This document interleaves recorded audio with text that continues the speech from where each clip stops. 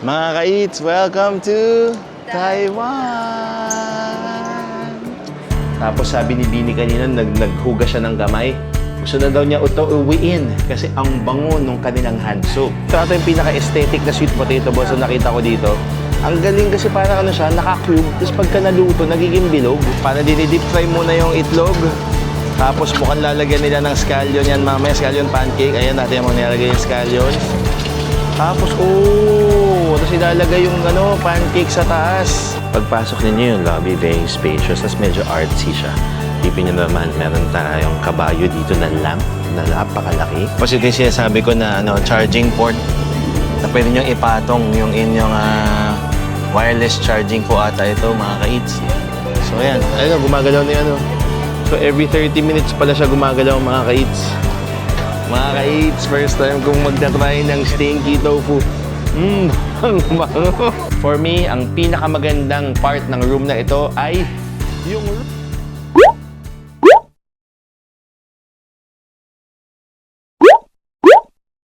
mga ka-eats, nakalabas na kami ng Immigration at Customs. So, nakuha na namin yung bagahe namin. So, ang una yung tatandaan kapag pagdating ninyo, turn left. Sundan niyo itong mga linyang to. Tapos, all the way up to the end, kung meron kayong mga pangangailangan sa mga SIM card, Wi-Fi, at Taipei Fun Pass, Easy Card na binook nyo or binili nyo via Klook, doon kayo pupunta sa dulong-dulo nitong daan na ito. Tapos, pupuntahan ninyo yung Unite Travel.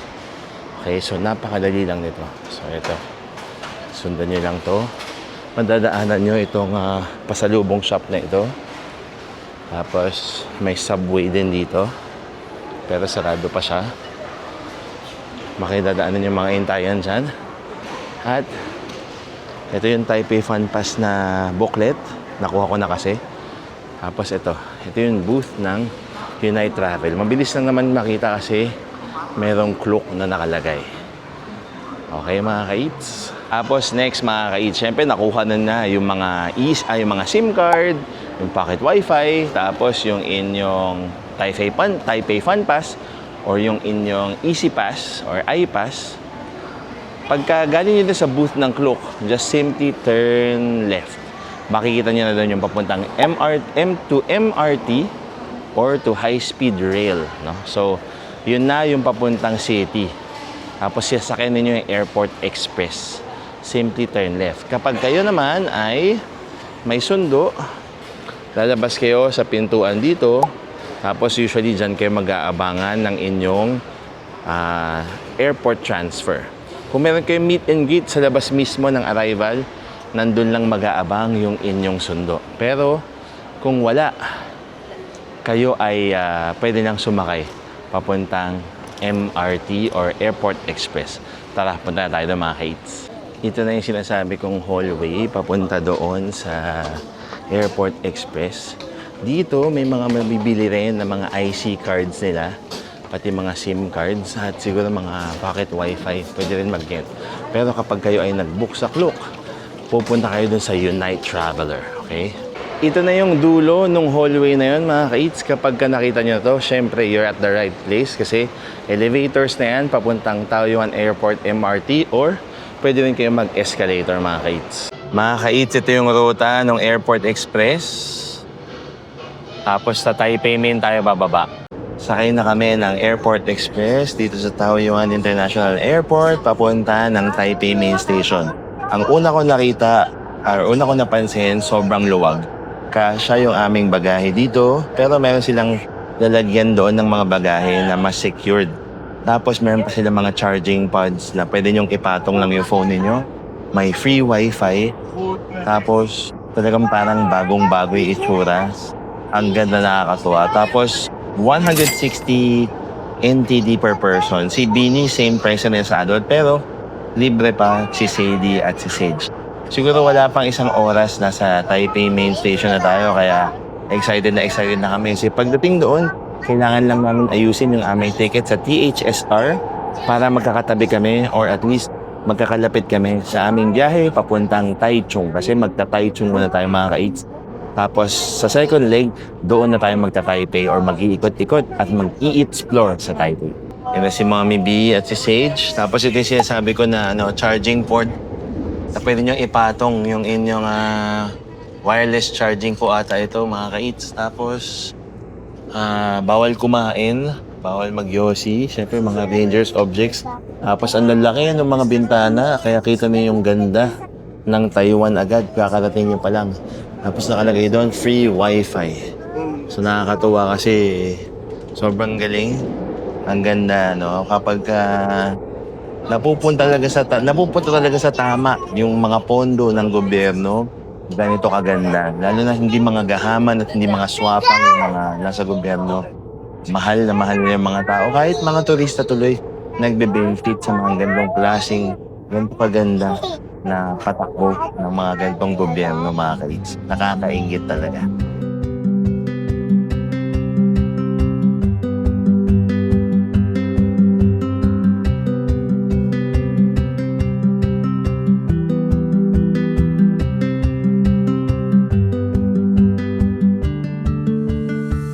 Mga ka-eats, pagdating sa Taipei Main, pwede na kayo bumili ng HSR tickets inyo or pwede kayo mag-book via Klook Ahead. Maganda yon kasi at least meron na kayong slots talaga. Ang dyan, usually pagka inayos sa website, may instructions naman, hindi kayo magkakatabi. So ang gagawin niyo, pupunta kayo dito, ipapaayos niyo yung tickets niyo para mag-end up na magkakatabi kayo. Ang advice ko is, kapag kayo ay nagpaayos ng ticket, bumili na rin kayo dyan ng return. Bakit? Kasi usually yung nasa Klook, parang papunta lang ata yung buy one take one na promo. So kapag pabalik, halos same lang din naman. So bumili na kayo dito kasi medyo nauubos yung slots. Like kami, ang target namin makauwi ng mga 12, mga after lunch, pero wala na. So it's either around 11:30 na siya or mga 4 PM na kayo makakaalis ng Taichung to Taipei. So parang yun mas maaga na lang para kahit paano, mayroon pa tayong half day na matitira sa start ng ating day sa Taipei.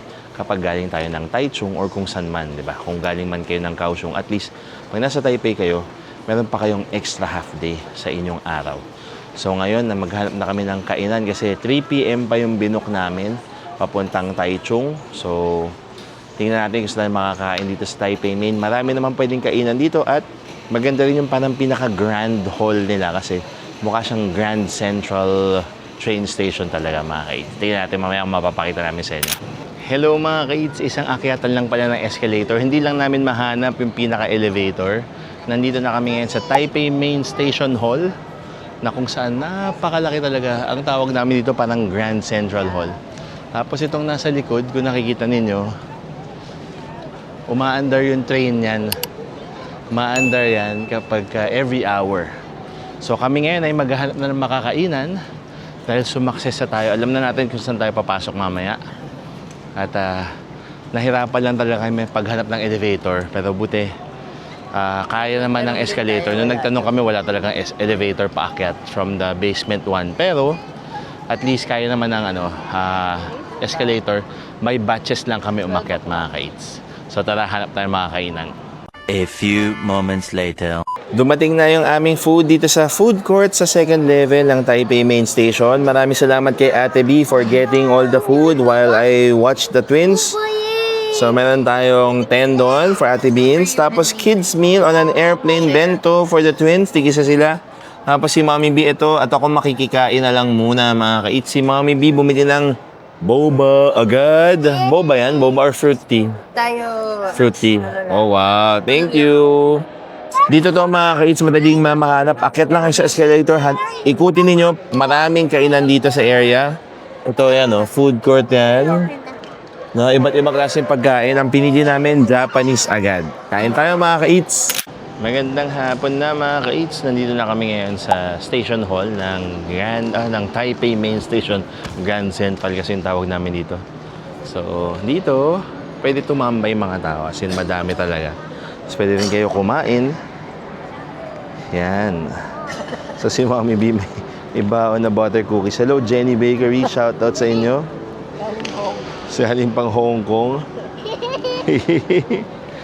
So ito pala kasi kanina 'di ba nagpapalit kami ng ticket. So Yung pag claim nyo na yung ticket ninyo, set in stone na yon yung oras nun. Eh, na-realize namin kasi habang kumakain, aga natin natapos. So, baka pwede papalitan from 3:11 p.m. Baka pwede. So, tinanong ni Mommy B, hindi na daw. Kasi once na print na yung ticket, dapat final na siya. So, make sure lang na kapag nag-book kayo ng THSR na Taipei to Taichung or Kaohsiung or wherever else, dapat set na yon. Kasi kung hindi, hindi yun siya mapapalitan. So kami ngayon ay no choice, 1:30 pa lang at mag-aantay pa kami ng mga 1.5 oras bago makasakay papuntang Taichung. Buti na lang, maluwag naman yung area, marami makakainan at pwede talaga tumambay. So ayan, ayun, gumagalaw na yun. So every 30 minutes pala siya gumagalaw mga ka-eats. So yung station Kineme dito, gumagalaw pala yung train every 30 minutes. So, tingnan natin kung gagalaw na ba siya o hindi. So, basta ayan. Ayan, o. Ayun. Ay, wala. Ay, gumalaw ba? Hindi ata. Parang gumalaw lang yung gears. Pero yung train, hindi siya tumakbo. So, siguro yung train every hour. Pero yung mga gears, baka every 30 minutes. Baka malito kayo mga ka-eats pag nandito kayo. Etong TRA, ito ata yung ano lang, yung regular na takbo.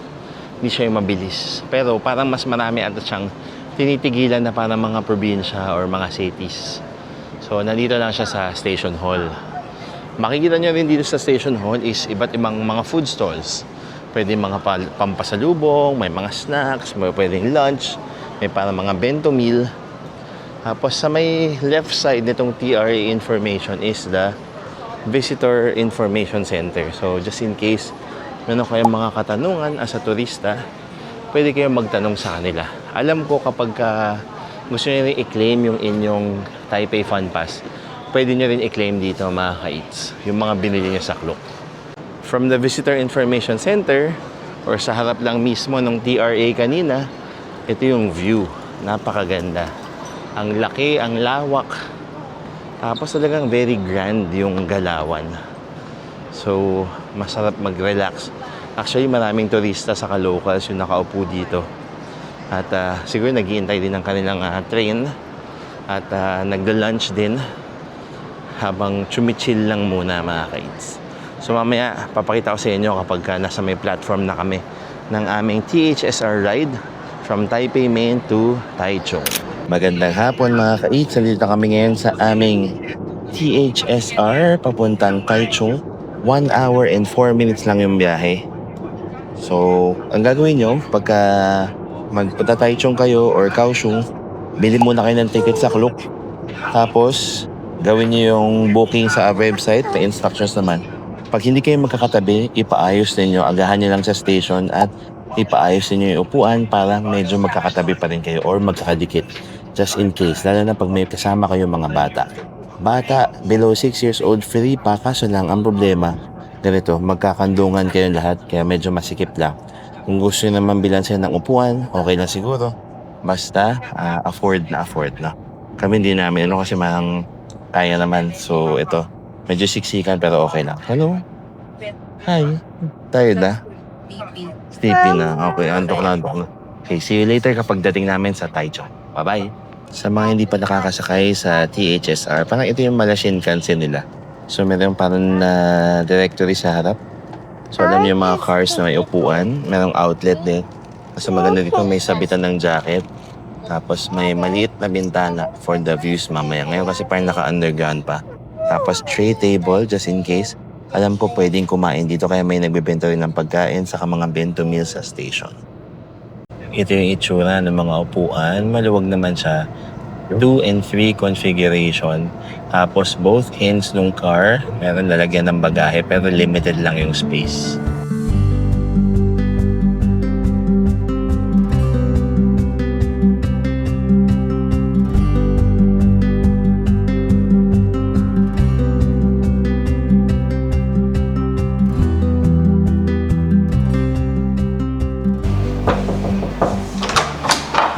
Mga ka-eats, welcome sa Deluxe Quad Room dito sa Butek Wuri Village, Taichung, Taiwan. Tara, mag-room tour tayo. Pagpasok nyo pa lang, May malaking cabinet na, ang daming storage, may extra bedding, at meron tayong syempre safe and bedroom slippers. Kasyang-kasya yung mga gamit ninyo, kahit good for 4 to 5 packs. Dito naman sa left side ng room or entrance pa lang, may high-tech na toilet na may bidet. Yan ang gusto natin, di ba? Syempre, okay yan. Next, dito na tayo sa ating his and her sink. Hindi lang isa, kung hindi, dalawa dapat yung ating sink. Tapos sabi ni Bini kanina, naghugas siya ng kamay. Gusto na daw niya ito uwiin kasi ang bango nung kanilang hand soap. Pero bawal siya uwiin ah. Meron tayong hair dryer for the mommy bee. Tapos syempre, yung mga towels nandyan na. Pwede nyo ilagay yung shoes nyo sa ilalim. Speaking of spacious din yung banyo. Samahan nyo ako sa banyo. Ang maganda pala, hiwalay yung toilet saka yung banyo, di ba? Ito yung kanilang bathtub na wait lang.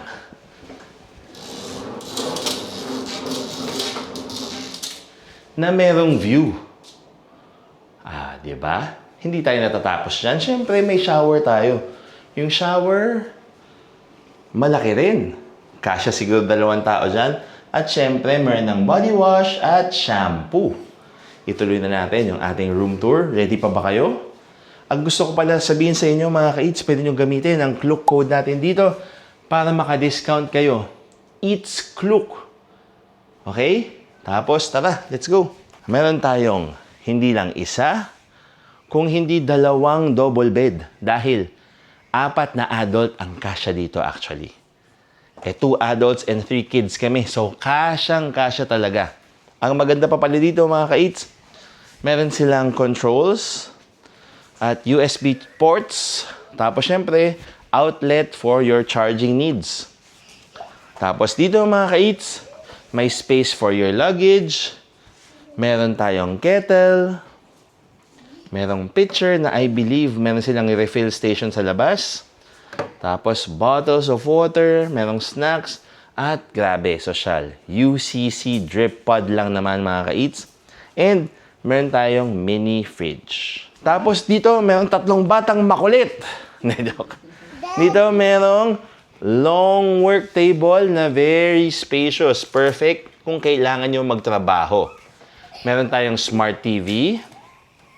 At, for me, ang pinakamagandang part ng room na ito ay yung room rate. Hindi, joke lang. Yung room rate nito ay less than 6,000 plus pesos a night lang. Less than 6,000 pesos a night. Yung pinakamagandang part ng room na ito ay yung view. Grabe. Kita nyo yung highway, yung greenery, yung mga bahay-bahay, even the mountains. Pasok na pasok. Dito yan sa Butek Wuri Village, Taichung sa Taiwan.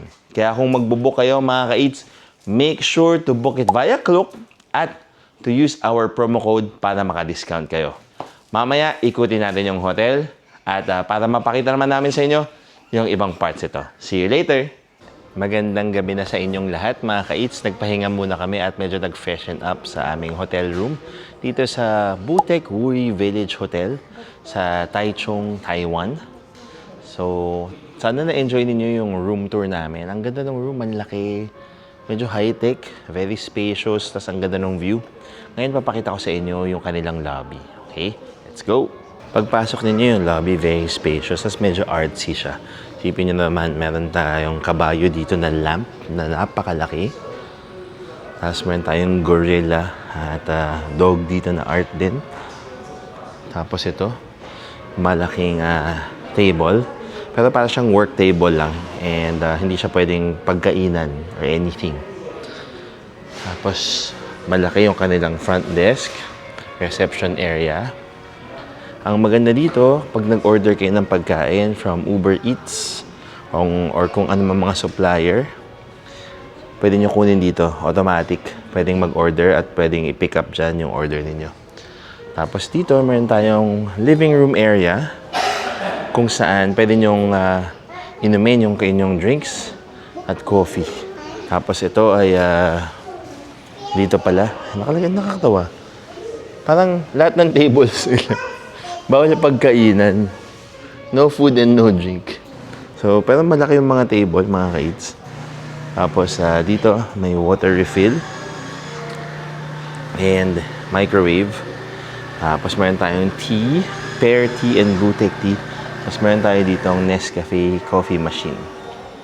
So, lahat yan nandito sa Boutique Worry Village. Mas mag-explore pa tayo bukas, the next day. Kasi we believe meron pa siyang ibang facilities. Parang across nga meron pa siyang Mala Convention Center. So aalamin natin kung ano-ano pa yung pwedeng ma-experience dito kapag kayo ay nag-staycation or nagbakasyon dito sa Boutique Worry Village Hotel sa Taichung, Taiwan. Ngayon, pupunta na kami sa isang night market na sikat dito sa Taichung. Nag-aantay lang kami ng aming Uber ride. Abangan ninyo yung mga ka-eats. Kakain tayo doon. Sigurado yan. Mga ka-eats, after mga 15 to 20 minutes, nandito na kami sa Fengsha Night Market dito sa Taichung, Taiwan. So ito yung entrance. Sa entrance pa lang, marami nang mabibili. So dito may mga abubot, may mga damit. At for sure doon, marami pang makakain. So titingnan natin kung ano-ano ang meron dito. Siyempre, hindi mawawala yung mga laro-laro. At panalo, isipin nyo, merong ABC Mart dito for the shopping sa mga octopus na tulad ko. Tapos ito, mga damit. Yan, for the mommy bee and for the beanie. Tapos siyempre, hindi mawawala yung mga pagkain, yung mga street food. Street food talaga yung pinunta natin dito. Kaya tingnan natin kung ano yung makakain natin dito, mga kids. Yan, Pinball Mart. Meron mga alaalahas. Siyempre, hindi rin mawala yung sapatos. Tapos talagang local finds. So ito ata ang pinakasikat na night market dito sa Taichung. May nakita kami dito, Ali Fried Chicken, 85 NTD ang isang piraso. So more or less, mga 170 pesos mga ka-eats. Mukhang masarap to kasi maraming tao sa harap niya. Habang iniintay yung aming order dun sa Ali Fried Chicken, bumili na ako ng stinky tofu dito. 100 pagka large or good for 2. 70 naman kapag good for 1 lang mga ka-eats. Unang-unang dumating ang stinky tofu. Mga ka-eats, sa dami kong beses nag-Taiwan, first time kong kakain ito. Titignan natin kung masarap pa talaga to o hindi. Mga ka-eats, first time kong magtatry ng stinky tofu. Ang bango. Medyo may asim. Tikman na natin.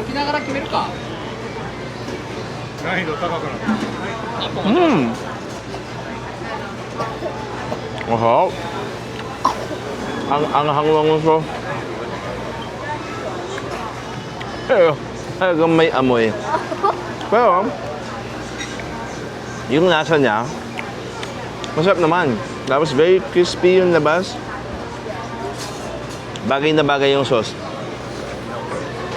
Sobrang good. Next, dumating na yung ating Taiwanese style fried chicken, salt and pepper flavor. Ang init ito mga ka-eats, wish me luck. Wow. Ang lutong, ang juicy, mas malasa. Welcome to Taiwan. Look at that. Kain-kain muna kami dito. Ang upuan dito, panalo, mga monoblock lang sa gilid, sa gitna ng kalsada. Napapaso-paso pa. Ito, meron pa tayong fries dito, mga ka-eats. Tapos, stinky tofu. Kamusta? Okay naman. Yung lasa naman niya, hindi kasi baho. Maamoy mo talaga siya. Kala ko nung una hindi. Matapang. Pero kaya, okay naman. Dumuduwal-duwal na yung mga bata kanina kumakain ako eh. Nakailang balik na kami ng Taiwan. First time namin matry. Okay na matry na siya. Next, nakapila na ako dito sa mga sweet potato balls, mga ka-eats. Naku, masarap to. Sweet potato balls, mga ka-eats. 30 yung small, 50 yung large. Tapos yung flavor niya, plum powder, original, at salt and pepper. Ito na yung sweet potato balls na parang ito ata yung pinaka-aesthetic na sweet potato balls na nakita ko dito. Ang galing kasi parang siya, naka-cube. Tapos pagka naluto, nagiging bilog. So, ganyan. Tapos pinalagyan ko ng plum powder kasi na-realize ko, alam ko na gustuhan mo siya before. So, plum powder, sweet potato balls. Kainin natin, mga kaits. Sweet potato balls, large na yung binili ko, 50 NTD.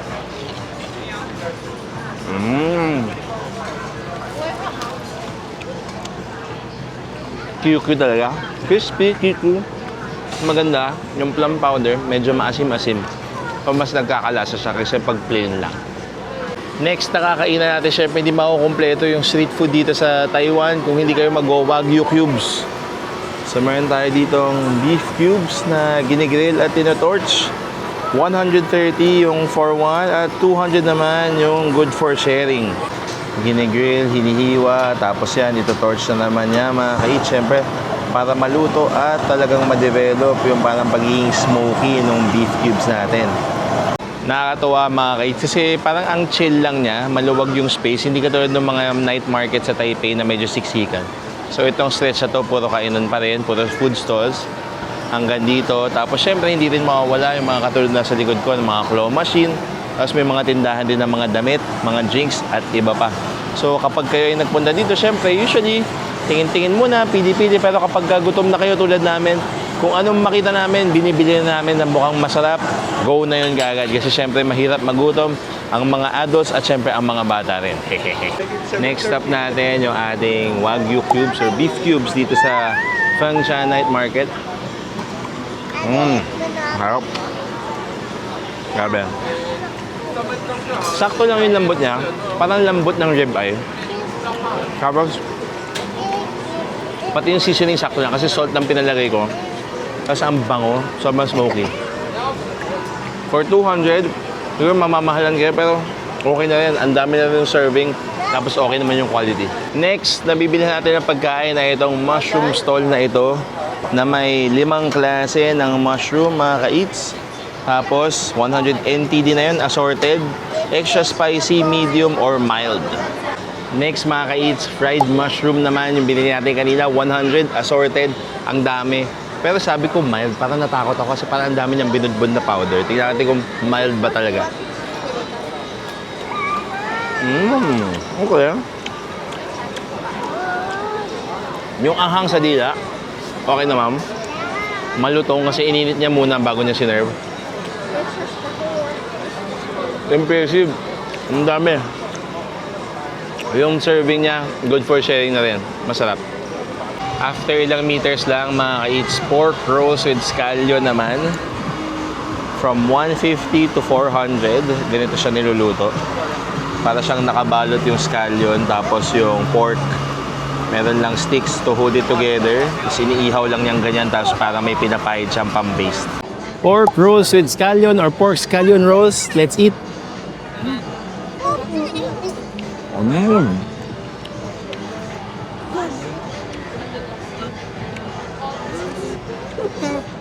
Parang samgyup. Gusto ko yung sauce niya. Matamis na may konting asim. Tapos, sobrang generous sa scallion. Parang for the healthy and the fiber. Kung sila masarap na street food, okay to. Medyo budol siya in a way, pero masarap. Gabi mga kaits, nakakatuwa maglakad kasi sobrang daming iba't ibang klaseng pagkain. Hindi lang basta-basta Taiwanese food ang makikita nyo dito. Lahat siguro nang pwedeng lutuin sa steak, meron dito. Meron din international food syempre.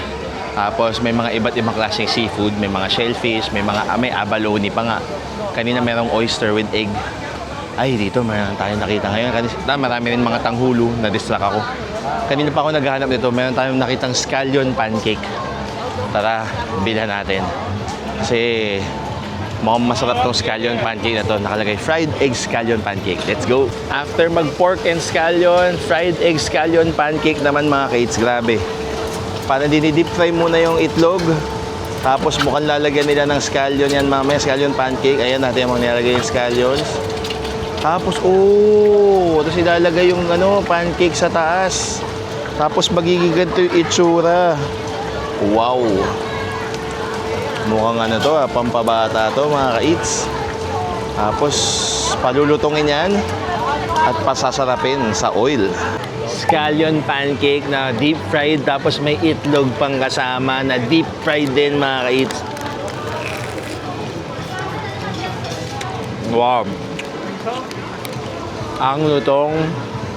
Grabe. Sobrang greasy. Masarap. The ultimate junk food sa street food dito sa Taiwan. Bago tayo mo mga ka-eats, lemon black tea muna na 85 NTD. Let's go! Ito pa yung ibang drinks na meron sila dito. Ito yung stall mga ka-eats. Black lemon tea bago tayo umuwi. Nakarami naman tayo na nakain. Pero medyo saks lang yung kabusugan kasi talagang ano lang eating while walking or eating while sitting down lang or standing up dito sa Fengcha Night Market sa Taichung.